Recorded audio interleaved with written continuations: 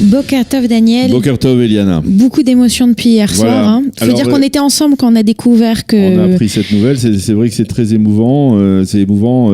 Et en particulier pour ceux qui se souviennent de cette période extrêmement tendue de la guerre du Liban en juin 82, ceux qui ont été comme nous, on va dire comme Israël, vous plutôt. Moi, j'étais pas né en 82. Comme moi en Israël, à cette époque, c'était une période extrêmement douloureuse et il y avait beaucoup de soldats, des amis à nous qui étaient à l'armée, qui étaient dans l'armée israélienne, qui ont combattu pendant cette première guerre du Liban, qui sont allés jusqu'à Beyrouth dans les différentes unités, beaucoup dans les blindés, beaucoup dans les parachutistes.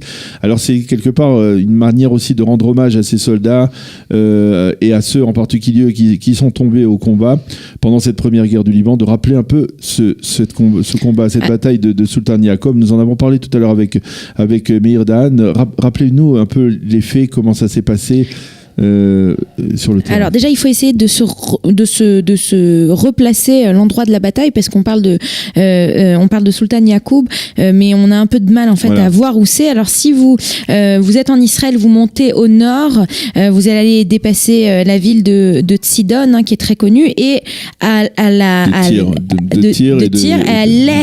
l'est, voilà, Tsour et Tzidon, Tyr et Saïda, et à l'est du Liban, quand on se rapproche en fait de la Syrie, on a cette région qui est la région de la Baka, donc de la Beka libanaise. Dans la continuité, c'est la Baka que nous connaissons nous en Israël, cette vallée. Et en fait, si on peut remettre un instant la carte, s'il vous plaît, voilà. Alors voilà, on a, vous pouvez voir. On a à gauche, on le voit, Agam Karoun, le lac Karoun dont nous parlait tout à l'heure Meir Dahan. C'était aussi un des endroits les plus stratégiques. Exactement. Alors, et si vous regardez, donc on a tout en haut, il y a marqué en hébreu à Beka, et en dessous la deuxième petite inscription, c'est Sultan Yaqub. Donc c'est là que va se dérouler cette bataille. Donc en fait, il faut comprendre que les forces israéliennes, ce qu'elles essayent de faire, c'est couper la route aux forces syriennes, c'est-à-dire que qui rentraient à l'époque, qui rentrent. On sait que le Liban, il y a toujours eu une présence syrienne importante.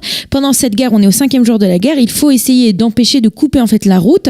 Si on regarde bien, excusez-moi, on va remettre la carte. Voilà, si on va remettre la carte, on voit bien que il y a des routes. Hein. À droite, on voit la Syrie, et donc il y a des routes qui vont vers la Syrie. Donc le but est de bloquer ces routes. Et on va envoyer l'armée israélienne va envoyer une division de blindés. C'est la division 50. Et dans cette division, donc le but c'est de prendre le contrôle.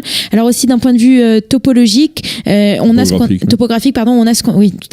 qu'on appelle un reches. Un reches, c'est un versant de la colline. C'est pas vraiment, ce sont pas des grandes montagnes, mais c'est quand même comment dire, d'un point de vue géographique, c'est compliqué et il y a une difficulté sur place.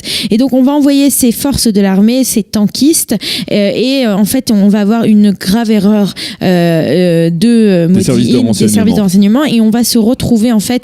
Ils n'étaient pas au courant donc de la préparation des commandos syriens dans cette. Alors il y a des commandos syriens qui sont présents, mais aussi ils vont utiliser des hélicoptères. Ils ont à ce moment-là des hélicoptères. Ils vont tirer des missiles anti-tank sur les tanks israéliens. Et donc là, à ce moment-là, une situation, on ne sait pas trop quoi faire. Et c'est surtout le bataillon 362 qui est de la 90e division. Voilà. Donc ce bataillon, il se retrouve. C'est un bataillon dans lequel il y avait énormément de soldats issus des yeshivot Esder. Alors je me demande, est-ce que c'est de cette bataille que le Rav Amital a complètement changé? C'est pas le Rav Amital, c'est l'armée israélienne. C'est ce qu'il nous disait.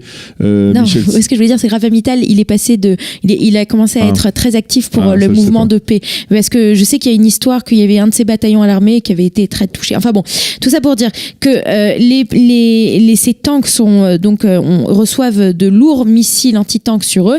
L'armée israélienne ne peut pas répondre puisque les tanks israéliens sont trop près.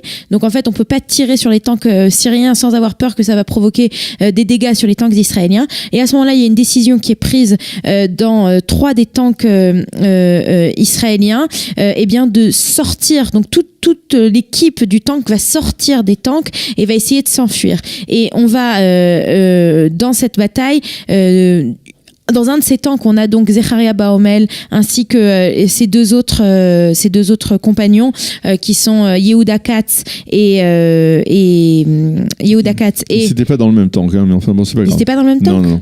Mais ils sont sortis ensemble, c'est ça l'histoire. Ils sont sortis ensemble.